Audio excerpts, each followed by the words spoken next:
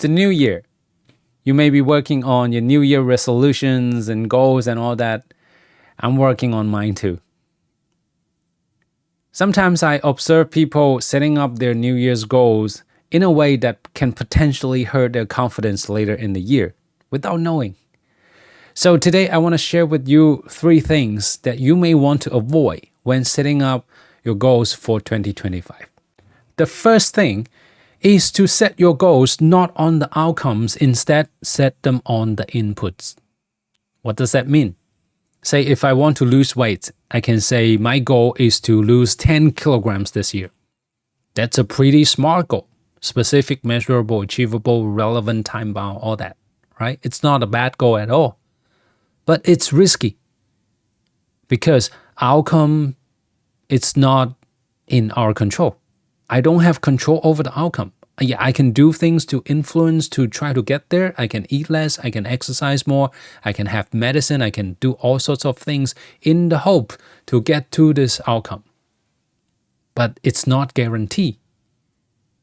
I don't know for sure that I will get there because there are many other conditions that need to be met in order for me to achieve this 10 kilograms, right?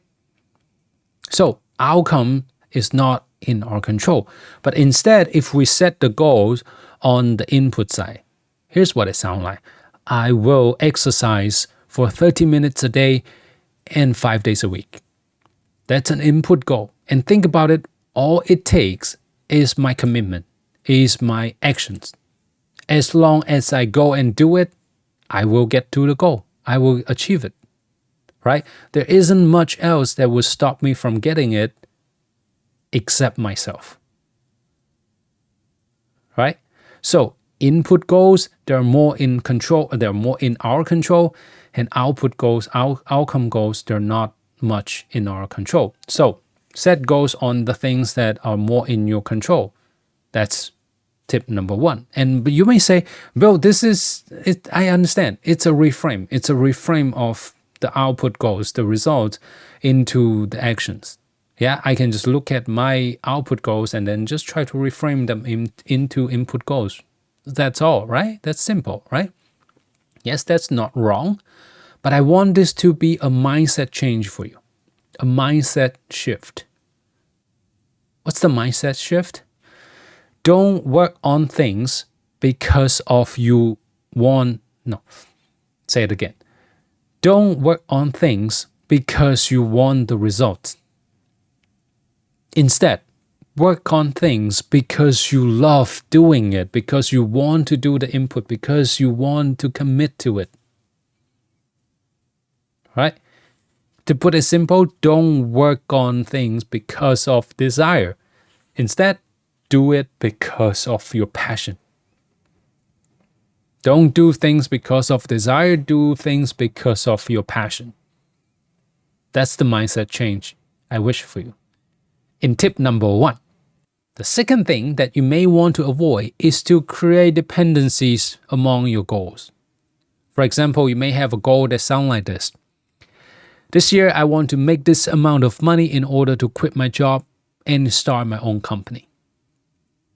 Yeah, this may sound like a goal, but actually there are 3 things, right? Making this amount of money, quitting your job, and starting your own company. 3 things. Each of them by itself is already pretty complex and difficult.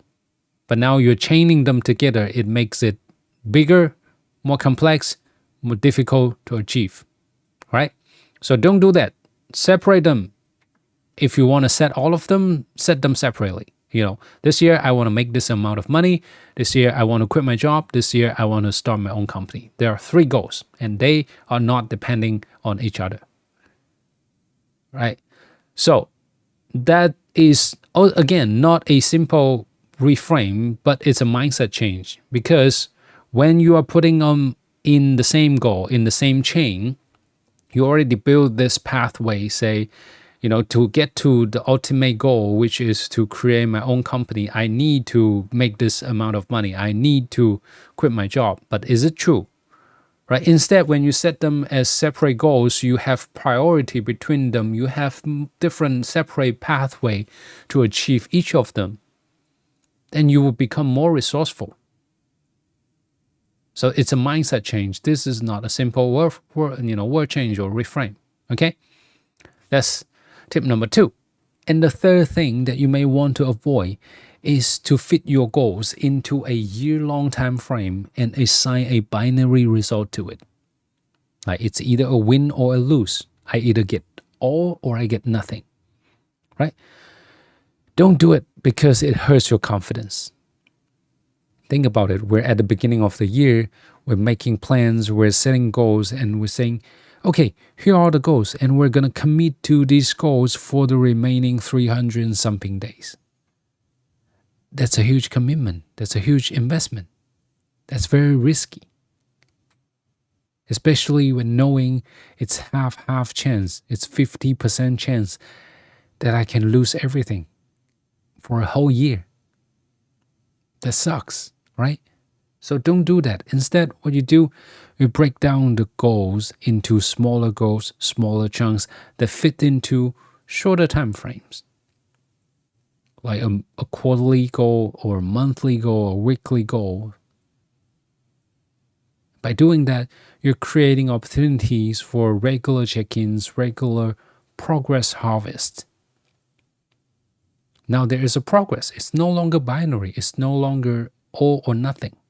It's progress. It's a percentage. There are milestones, right?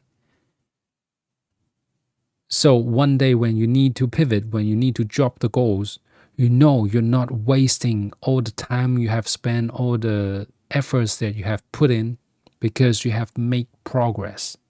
And you know exactly where you are. You know exactly where you have progressed to. And it's okay to drop the goal because you know when you need to pick it up again, there is already something you have done. There is already a progress. And even if you need to drop the goals for good, you need to drop the goals forever. You don't look at it anymore. You still know that you're not wasting everything. You have progress and you own those progress, right? So that will give you some confidence that in the middle of the year, even if you need to give up on your goals, even if the situation requires you to adjust your goals, it's okay. You didn't lose everything. So that's number 3. That's it. These are all the tips that I want to share with you in this video. To recap, 1, don't set your goals on the outcome. Instead, set them on the input. 2, don't create dependencies between your goals. Don't chain them together. And 3, don't fit your goals into a year-long time frame and see them as binary results. All right. I hope these tips are helpful for you. Let me know in the comment if you have any feedback, any thoughts. I would love to hear from you. And thank you for watching. I'll see you in next video. Bye bye.